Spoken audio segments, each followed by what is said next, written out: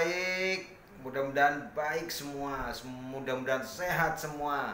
Apalagi di tengah kondisi pandemi COVID-19.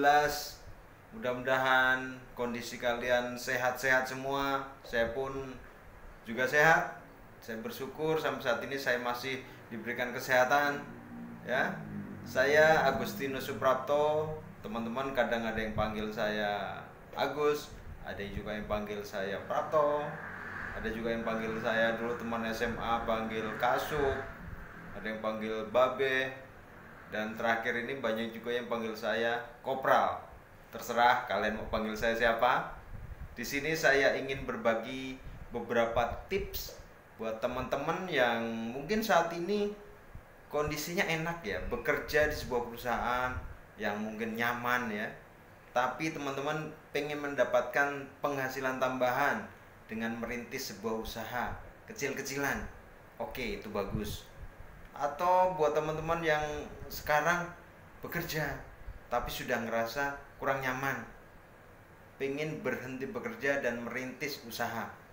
Tapi untuk yang satu ini, jangan buru-buru keluar.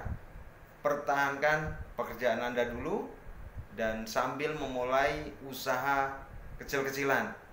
Nah, kalau nanti usahanya sudah mapan, sistemnya sudah jalan, baru cabut tuh, ya. Kalau bosan menjadi pegawai, jangan sekarang keluarnya, nanti kalau usahanya sudah berjalan dengan baik. Atau yang ketiga, teman-teman yang sudah selesai sekolah atau selesai kuliah, cari kerja kok susah ya.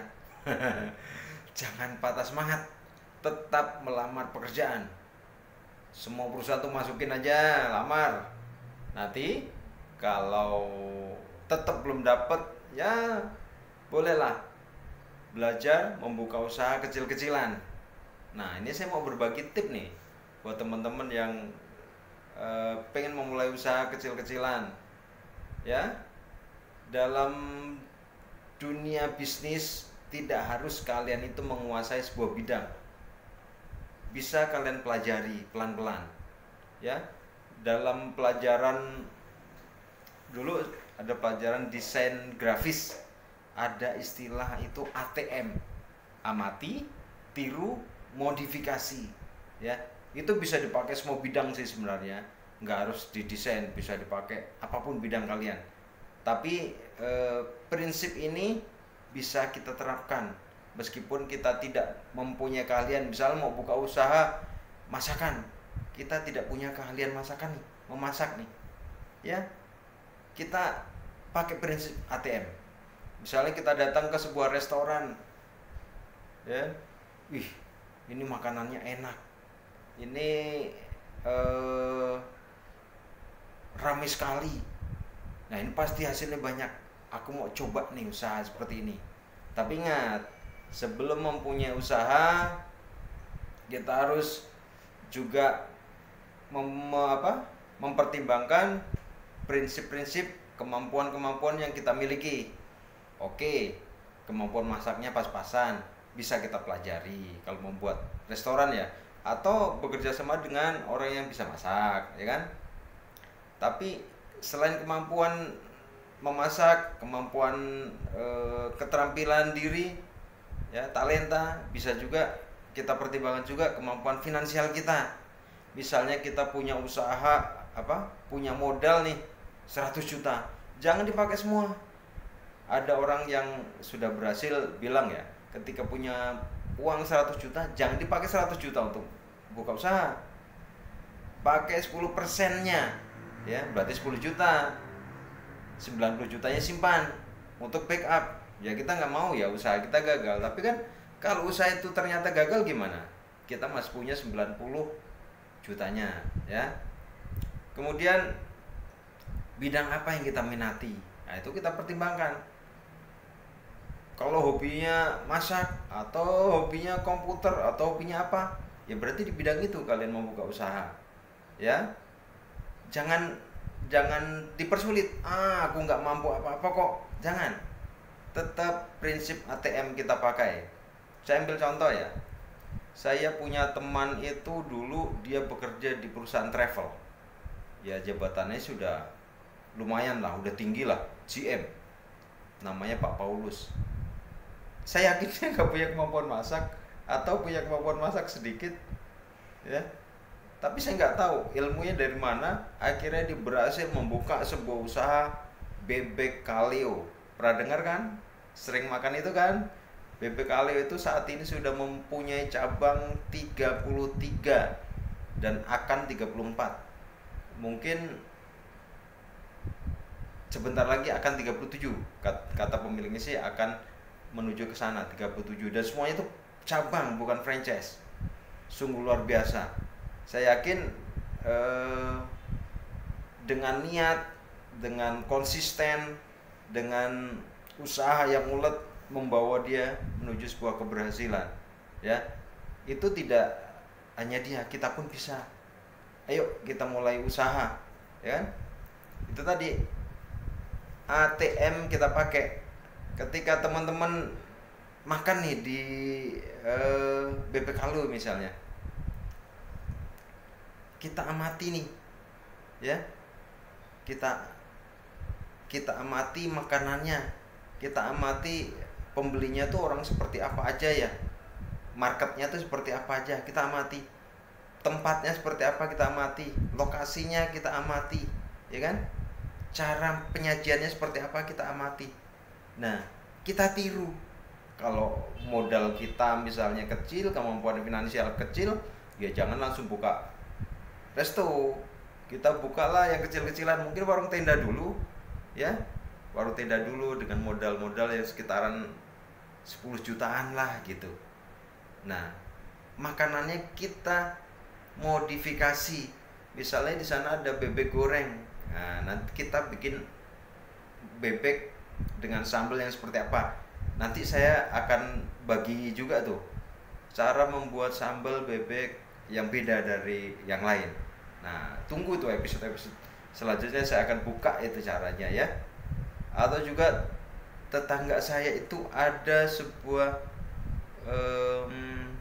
warung pecel lele di pinggir jalan, tapi sehari itu dia bisa menjual di atas 400 porsi.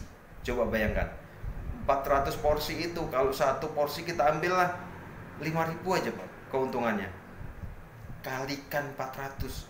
Itu di luar minuman, ya. Ikan mas juga di luar itu cuma ayam dan lele. Itu coba kita hitung, 400 kali 5.000 itu sudah 2 juta dalam sehari untungnya, ya. Kalau kali 26 hari aja dalam sebulan dia jualan, berarti sekitar berapa, 52 juta. Anggaplah separohnya masuk rekening, sisanya untuk operasional, gaji karyawan atau sewa tempat. Sangat luar biasa, ya. Atau di dekat saya itu ada pangkas rambut. Pangkas rambut itu dia sederhana banget. Dia sewa tempat itu cuma 3 kali 2,5 meter lah, tapi penghasilannya luar biasa. Dan sekarang dia sudah punya 3 cabang. Nah, usaha-usaha kecil gitu jangan kita sepelekan, ya. Coba kalau kita perhatikan ya, orang-orang di Indonesia itu yang sukses menjadi pengusaha itu justru orang-orang yang merasa pendidikannya lebih rendah. SMA ke bawah itu banyak yang survive, banyak yang berhasil menjadi pengusaha. Jangan pikir pedagang pecel lele, tukang pangkas rambut itu jangan dianggap sepele. Itu pengusaha loh. Dia bos di situ. Dia pemilik. Walaupun kita bekerja di sebuah perusahaan yang besar, nyaman, ya, namanya bagus, kita karyawan. Kita bukan pengusaha. Kita bukan bos. Apapun jabatan kita di situ, kita bukan bos. Kita karyawan, ya. Jangan sepelekan usaha, ya. Saya akan berbagi tip, ikuti terus episode-episode selanjutnya bagaimana kita memulai usaha, memperkirakan usaha ini kira-kira modalnya berapa, ya. Terus misalnya makanan nih, makanannya ini enak, nah kita modifikasi seperti apa, ya. Misalnya tadi saya bilang bebek, atau lele nanti saya kasih resep juga. bagaimana kita memasak lele yang lain daripada yang lain. Menu andalan saya lele itu tongseng lele asap. Tunggu itu, nanti saya akan buka kepada teman-teman bagaimana cara memasaknya. Oke? Tetap jaga kesehatan. Kalau mau membuka usaha, fokus ya, niatnya dikencengin ya, eksekusi. Jangan mikir-mikir doang, jangan pertimbangan ini itu, eksekusi. Tapi harus fokus, jangan banyak rencana. Jangan banyak rencana, fokus, usahakan ya. Dalam usaha itu harus pede, percaya diri, tapi nggak boleh over pede dan juga nggak boleh minder. Harus pede, harus percaya diri. Oke? Sampai ketemu di episode berikutnya. Saya akan berbagi tip di tengah situasi COVID-19 di mana kita tidak bisa keluar sembarangan, di mana kita tidak boleh berinteraksi dekat dengan orang-orang lain, berarti membatasi ruang gerak kita, membatasi usaha kita. Ada peluang-peluang yang bisa kita kembangkan di situasi seperti ini. Ikuti episode selanjutnya. Jangan lupa subscribe, like, dan share, bagi ke teman-teman kalian ya. Tunggu loh, bener loh ya. Selamat beraktivitas, sampai jumpa.